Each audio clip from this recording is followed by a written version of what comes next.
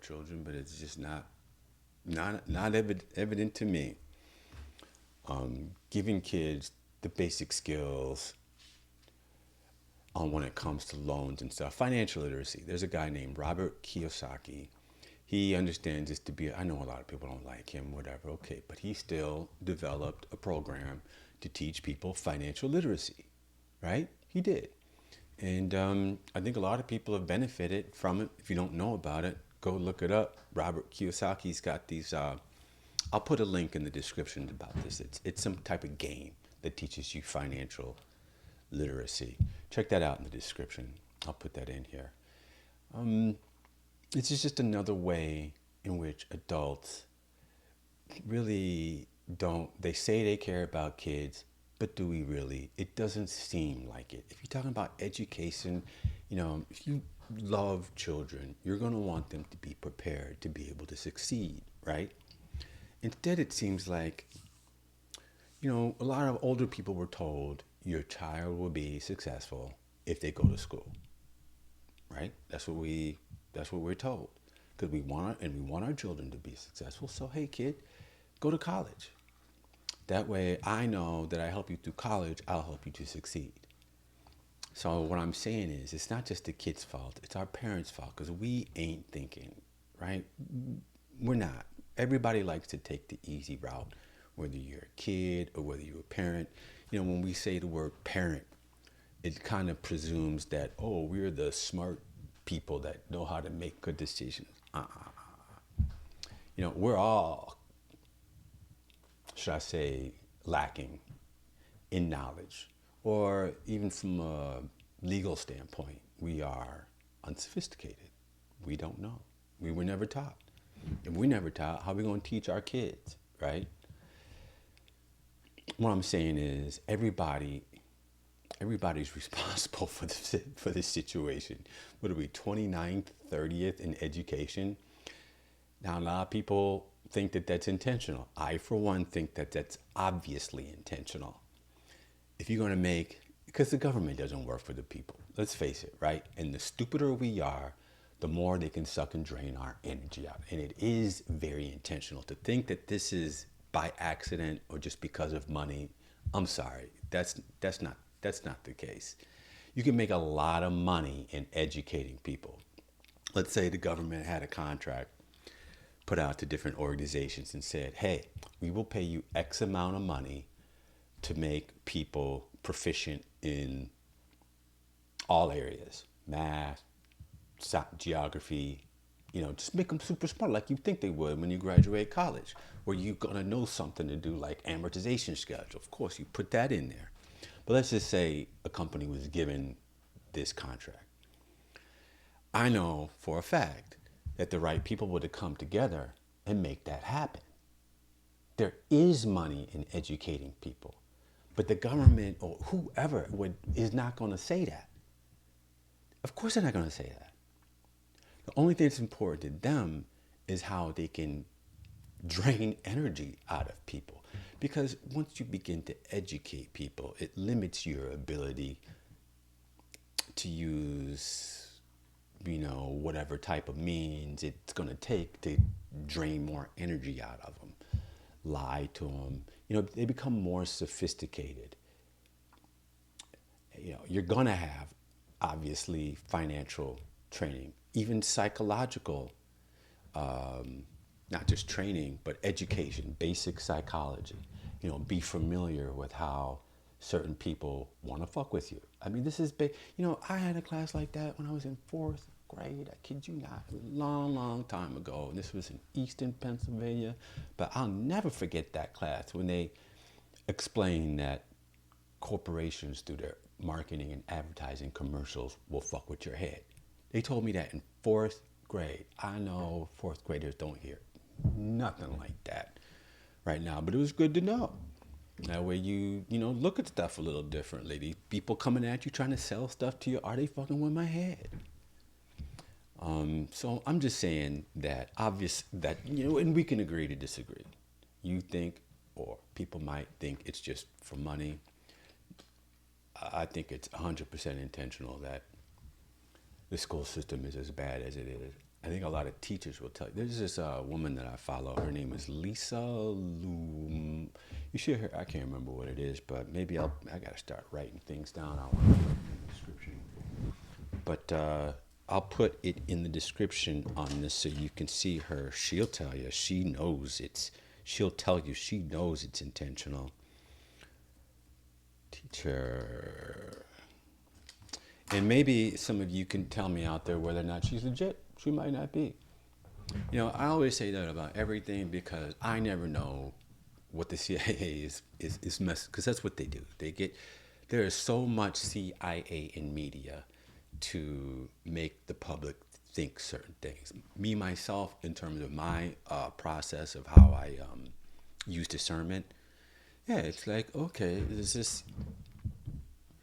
See, when I say CIA, they've been involved in media for years, and they're very, very, very good at it. And the techniques that they employ, you really have to be on the lookout for. They use, to an extent, a thing called controlled opposition. That's a big one you got to look out for. Everybody's got their, well, people who understand these and look at this way and use discernment. There's certain folks in the media we think are controlled opposition, like, and I'm not saying these people are or not, okay? I'm not. But when you think of that, the top ones, say, on the right, or I would say that aren't going with the Democrats, right? That the ones that are going against this weird democratic liberal thing, and that's not a, all right, so Joe Rogan is one, could be one. Alex Jones could be controlled opposition. And I have a very specific reason why I say that I can't even talk about right now. It's that explosive. There's a certain story behind something he got in trouble for that he's not being honest about. He doesn't talk about, but it's there. I don't know why all of a sudden he stopped talking about that. You know, I don't, anyhow, whatever. Who else do they consider controlled? Some people think Tucker Carlson is controlled opposition. And then you've got these control. All right, so I'm getting too much into controlled opposition. But the point is that when you're trying to seek information, you do have to use, you got to know who your enemy is, first of all, right? CIA largely, you could say, is your enemy. They do use media, so you got to understand their tactics. This is like all about Sun Tzu, Art of War. Who is your enemy? Well, I guess, you know, I didn't read the damn book, but I understand what the hell he's saying. First thing you gotta know is what you want. Your enemy is defined by people who are in the way of what you do want, right? Then, once you've identified the enemy, you gotta start to characterize the enemy. Once you characterize the enemy, you have to learn how they work. You have to understand what their methods are, okay? So when it comes to the revolution, all right, bringing this to the revolution, we need to know who the enemy is and understand their methods. You know how, like, you watch some of those movies with those Nazis, they talk about the methods. Even in Get Smart, a lot of the old folks might remember Get Smart. Remember that? Remember Chaos? What was that? His arch nemesis, his name. There's a lot of this in that, by the way. That's why I like to bring up. That's why the organization was called Chaos. Look at all this chaos we got going around. Yeah, anyhow. All right. So I'm going to end this video now, in this stream. Well, let me see. I got any watchers? No, look at that. I am talking to myself. It's okay. I'll talk to myself. I'm going to keep talking to myself. All right, but this gives me content. I am going to put this up on the YouTube thing because I am recording it, right? All right, I'm getting better at doing this, at using OBS. OBS is pretty sweet. Window capture. There we go. That's the window. And if I want to make this bigger, Here's another one. Here's another guy that I watch. Did he pass the He's law a little and set annoying. a budget to fix all of this He to does help talk a lot individuals? about Or did he just set the he does talk a lot about real estate. I do watch a lot of real estate stuff. I have my real estate license. If you're interested in buying or selling, hey, reach out to me. Let me know. I can tell you anything you need to know. This guy actually, what he does is he'll sell you a loan. law and just say, they got to figure it out? So if you are putting your hope in a politician, I don't care what side you're on. It doesn't matter. A politician in general. If you believe that a politician is going to jump in to save you, you're going to be waiting for a very long time. You're going to be waiting forever. 100%. So this is prime property in South Florida. They are two of the owners who filed a lawsuit in mid-May in Miami-Dade Circuit Court. They are suing Two Roads Development, the real estate firm that now owns the building. Unit owners allege they were manipulated, deceived, bullied, and... Okay, you get it. I'm bringing this up because it's financial adjacent, right? Like I said before, I do real estate. This has to do with real estate values ultimately, right? Because right now, real estate market in certain areas aren't doing so great. The real estate markets that everybody was moving into, en masse, whether it be Texas, Florida, those are the two big ones. They are having some serious issues right now. Now, a lot of people think that this issue is just going to be confined to these areas. It's not likely to be the case. There's some dominoes that are going to topple over the next 18 months, probably. Last 2 houses I sold, I told my folks, because I have to, because it's not because I have to, but it's my job as a realtor to protect the public. I need to make sure that they know what they're getting into. So, of course, I tell my buyers, there are signs that the economy is not doing so great, okay? And you may take a hit in values over the next 5 years, 7 years.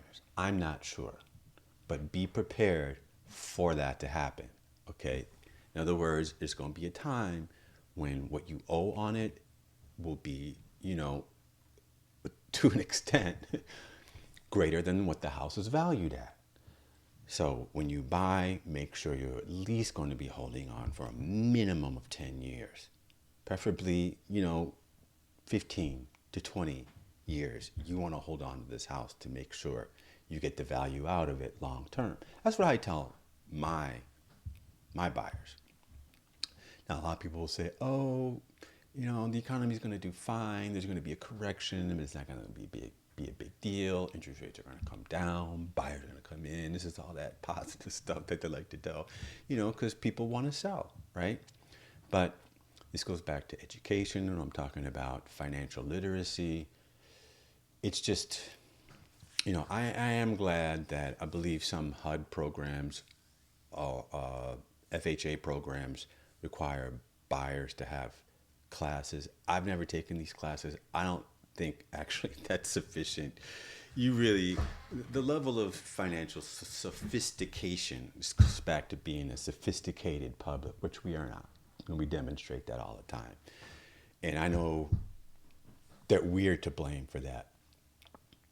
Okay, so this goes back to this idea that I want to be the natural law attorney for the United States. Okay, there's stuff that we got to deal with, right? Before we make a plan to move forward, we got to deal with some shit. And that has to do with us understanding that it's basically our choice to be unsophisticated, or it's our choice to be divided. It's our choice to be ignorant. Just like the movie Red Pill, Blue Pill, it's all about a choice. So the revolution is us agreeing to say, okay, we are no longer choosing the blue pill. We are going to choose the red pill. With that, we understand that that means we need to work to build power, which means knowledge of the inside and out, and love on the inside and out, and no longer agreeing to give our power away by accepting the stupidity that comes out of the education system and mainstream media, because that's all that is ignorant, stupid shit. Oh my God. And we're going to cut out this, or do a really good job, because look, people are going to be conservative or liberal minded, but there's nothing wrong with that. But to let somebody come in there and tell you that you got to hate the other one, that has to go away immediately. Immediately.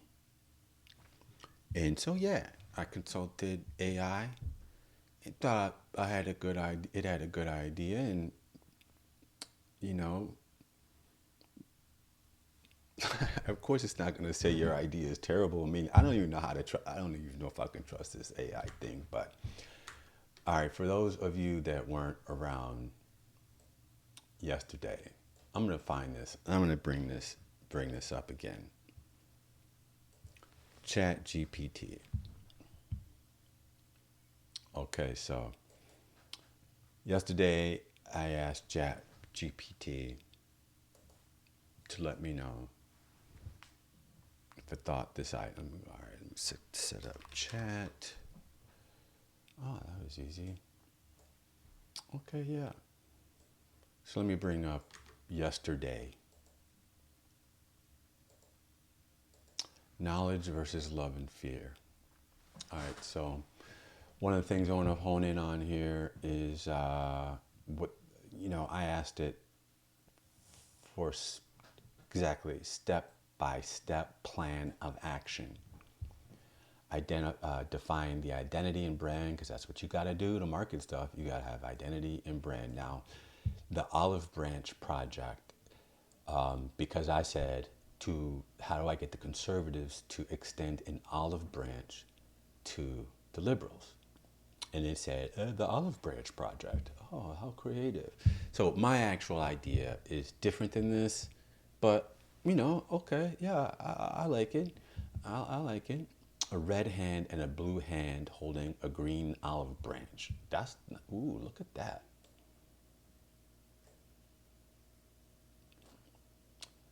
And if you're just joining in, maybe there's nobody watching.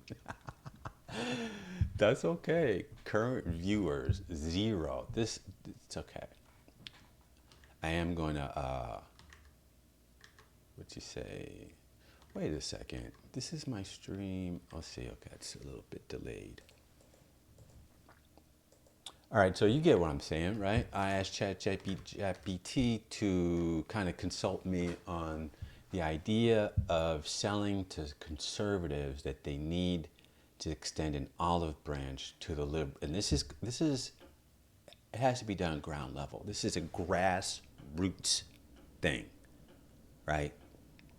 Ain't got nothing to do with no Fox News, no NBC, none of that bullshit, none of that CIA, none of that George Soros. This is all, when they're capitalists, you can just lump all of what I said. I want to put it in language that liberals often speak to. You can call them capitalists. Problem I have with saying that is because there's a whole lot of people that are so-called capitalists, and we've benefited a lot. We've benefited a lot to an extent I don't think people realize from what we call capitalism. So I'd like liberals to kind of think about maybe considering calling it crony capitalism. At least it gets us a little closer to it. But you get what I'm saying? They use these techniques to fuck with us. So anytime we want to get ahead in any kind of way, anytime we want to learn the truth about stuff, they get in the way.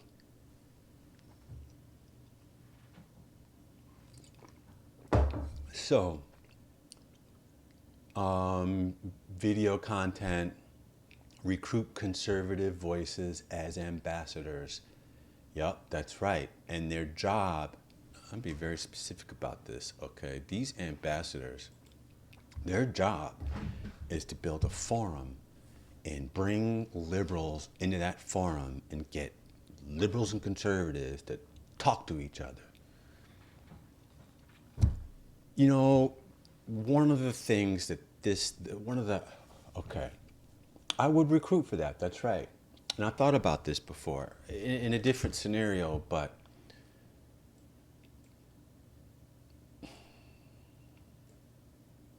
in terms of the people being the ambassadors to this, you almost kind of have to look at this as a mediation that I'm thinking psychologists, psychiatrists to lead that type of discussion. Because they can't be seen as being for one or the other, right? And it takes a certain type of person to be able to mediate that type of forum. Liberals on one side, conservatives on the other. Like, I'm not either, so where do I sit? I'll be honest with you, I'd be sitting with the conservatives because I'm less afraid of them. I'll be honest, I'm afraid of liberals. They have been, and that's something that I would want to say. I would say, hey, like say the liberal people, I gotta look at them. There's a certain way you talk. You don't want to accuse anybody. You say like, what? I'm afraid to tell you how I feel when I'm around you. That's one thing I'd want to say, because it's true. I'm afraid. It's walking on eggshells. They need to hear that, right? Do they care? Okay, and then say liberals might say something like, I'm afraid of you because I don't understand why you're accepting authoritative fascism. That makes me think you're crazy. I understand that you feel that way, but your media is lying to you. Okay, let's talk about the media. The media is run by who? Capitalists. Well, you say you don't like the capitalists, why are you listening to the media? I don't know how that conversation would work.